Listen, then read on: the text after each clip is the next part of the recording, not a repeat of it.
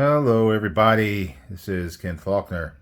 Got another knife video, um, and it's kind of a combination of different concepts. I like to talk about stuff going on with my knife collecting, what I'm doing with knives, going to blade shows, things like that. Other channels that I talk with, that I watch, what's going on with them. I've talked about knives that I bought from other people on different channels, and I'm continuing to do that. I find that I can get some really good deals, and I can get knives sometimes that are ones that aren't available, or at least I'm not able to get at this time because they're sold out. Those kind of things. I try not to just buy impulse buy, especially right now because I'm getting ready to go to Blade Show West beginning of October, and I am having a heck of a time not buying knives. And so sometimes these knife sales come up and things show up in them, and I see this opportunity that I don't want to pass up. Plus, I like to help out. Certain times, knife channels are selling knives because they're having situations in their lives, and they need money. Other times, they just need to buy more knives, and they need to move the ones they have in order to get more knives.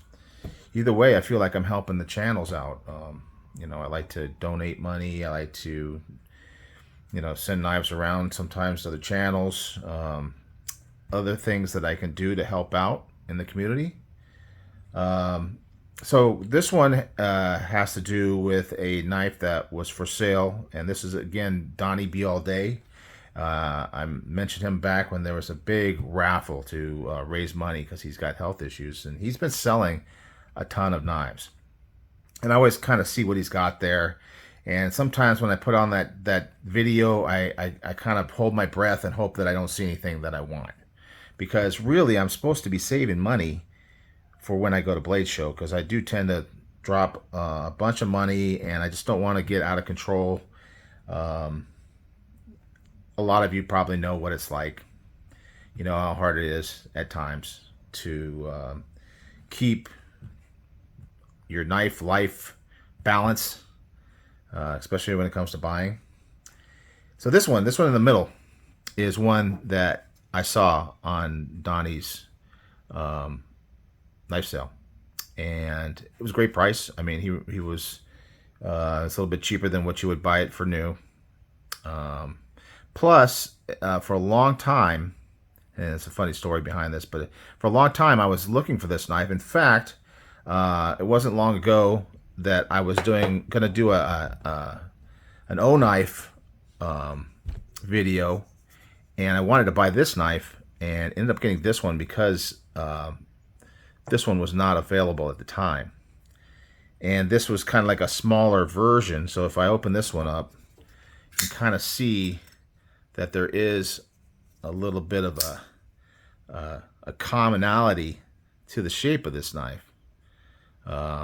They both have that Wharncliffe edge, and they both come down to a kind of a sharp pointy tip at the front. So it's a blade shape I like, one of the ones in the list. So anyway, this one here, I particularly did like this knife, and I did go to buy it like months ago, and it's been out of stock. So I saw that it was for sale. I said, hey, I want to help him out. Good excuse. I'm always looking for that excuse. And I bought it. He sent it to me. It's not exactly totally new. If you look close, there's a little bit of the coating on the blade that is kind of worn off. But Donnie B All Day does like hard use type videos, so I kind of expect when I get a knife from him that it's going to be used. He's not buying them to be a safe queen. He buys them to use. And this one is a good working knife. I mean, if you look at the way the tip is reinforced, it's got that dual grind with a hollow back here. So if you want to get into the sliciness, it's back here. And up front, where the tip starts to get thinner because of this, the way the tip is shaped, it's more beefy. and the edge is more of a flat grind, and it's thicker. You can see the transition here where it's thicker at the point. I think that's a great idea. I think that's a great design feature. Now, since I bought this knife, and it's been maybe a week or two, a week, I got an email from O-Knife telling me, guess what? That knife you wanted, that you had on your wish list, we got it back in stock. So if you want to buy this, it's not going to be on the O-Knife website. It's going to be on the O-Buy website. But I was just looking at it. It's available. But hey, you know, I bought it from Donnie. It was a little bit of worn, but you know, I helped him out, so that's good. This is a DT blade, nice big beefy one. It's got G10 handles, and it's got this crazy texture on here, so it's very tactical kind of, you know, if you're in a situation where you're out, your hands are wet, it's raining, whatever, you're going to be able to get a grip on that. That's got a great texture to it. Big handle, nice grip, nice flare in the back, nice little, even got a little bit of a finger choil there, but it's got this little guard area that keeps you from sliding up on the blade. Got good chimping on the back, and it is a blade shape that has always been popular with me, and that's the reason why I have these other knives out on the table. One of them here is this O-Knife, and I bought this fairly recent, and guess what I did to it when I was using it? I also kind of marred the coating on it. So I don't know if this is an O-Knife thing. I thought they were made by Kaiser, but I don't know that for a fact. But it seems like their coatings are not necessarily the strongest as far as holding up over time. This one even more so than this one here. I've owned this one a little bit longer, and I've used it to kind of doing some carving of wood and things like that, and it just kind of scratched up the surface. Now I also get knives to be users. I don't expect them to stay in pristine condition, but I was surprised at how fast this kind of marred up. But it doesn't affect the use of the blade. If you're just buying it to be a knife, it still is coated. It still is not going to rust here. You know, it's going to serve its purpose. But if you're looking for a pretty shiny knife, it's kind of worn a little bit. So just something to be aware of. I don't know if it's in general with O-Knife, but with both of these two, I had that same experience.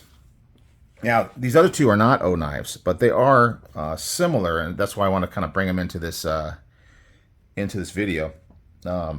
This one recently, you saw if you watched my Spyderco video where I got the smock, and I was showing my collection of Spydercos. And I've also shown this back when I showed all my collection of big knives, because it fits both categories. This is the Yojimbo, and it's a S30V hollow grind, but you can see it's got that same shape and size characteristics of the O-Knife. Oh, this is the Heron L1, by the way, the Heron L1. Heron, sometimes I'm bad about saying the names. Heron L1. This one is the Freeze, and you know, one good thing about, I mean, if you like this kind of stuff, and you can't remember names like I can, O-Knife always puts the name of their knife on the blade. I know a lot of people really don't like that, so you can see that's the Heron L1.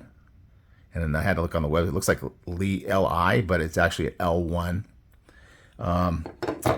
Anyway, back to this knife, Yojimbo. Also a good grippy knife, big, lots of room to hold it. It's got a good grind. Now this one doesn't have that reinforced tip, which is always a concern with a knife like this. But you know, I haven't treated this super gently, and it's held up over time, and it doesn't scratch up or anything. So it's not, you know, maybe a little bit. It looks pretty clean. Pretty clean. But yeah, so I think I can trust the tip on this knife, even though it's not reinforced. But yeah, there's another one with that shape. And then I have one more that I also showed on my big knife. Oh This is heavy. This is a very fun knife. It is a big knife in general, but you make it with brass handles, and this thing is the heaviest knife I have in my collection, other than maybe a big two-handed sword or something like that. It is a heavy, big knife. And again, this one, I don't think it needs reinforcement on the tip, because it's just such a thick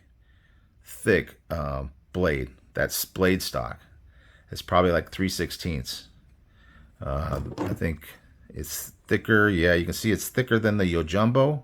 If this will focus. Let me see if I can hold these guys and get this thing to focus. And also, even the Heron is even thinner than the Yojimbo. So this one here is just a heavy beast of a knife. Look at the thumb studs on this thing. They're just monsters. Yeah, this is very cool. This is, I believe this is designed by, Dirk Pinkerton.